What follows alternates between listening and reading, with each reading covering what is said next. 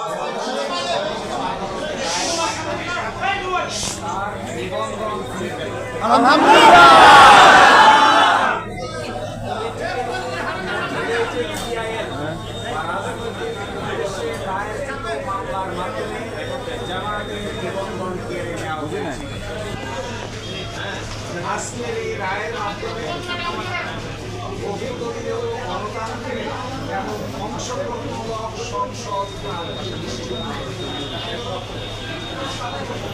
আমরা আশা করি এই রায়ের পরে বাংলাদেশে সঠিক নির্বাচনের মাধ্যমে প্রাণবন্ত সংসদ গঠিত হবে।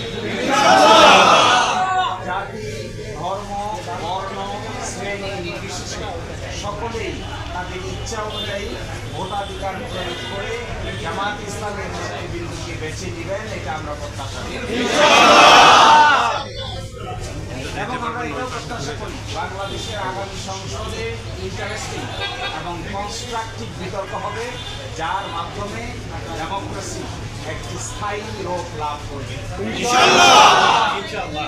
আজকে মাননীয় আপিল বিভাগ হাইকোর্টের যে রায় ছিলেন এই রায়কে বাতিল ঘোষণা করেছেন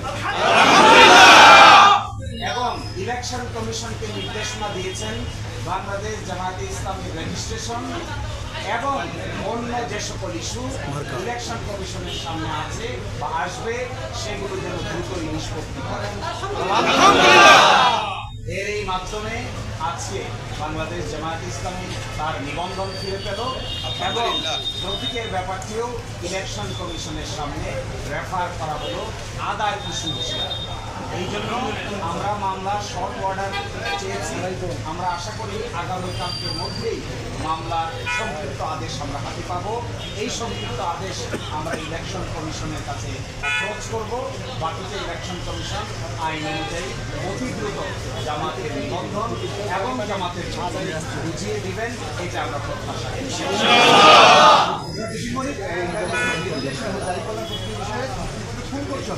সেটা বাতিল করতে হবে কিনা অথবা নির্বাচন কমিশন সিদ্ধান্ত দিতে পারবে।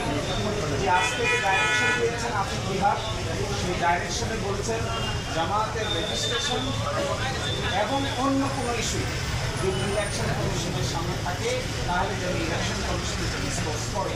এই অন্য ইস্যু বলতে আমরা বোঝাচ্ছি এটি হল প্রতীক সংক্রান্ত ইস্যু। ইলেকশন কমিশন নিবন্ধনের ইস্যু নিষ্পত্তি করবেন, একই সাথে অন্য ইস্যু হিসেবে দাঁড়িপাল্লা প্রতীকের ব্যাপারটিও নিষ্পত্তি করবেন। শিশির ভাই একটা বিষয়, যদি প্রতীক নিয়ে নির্বাচন কমিশনের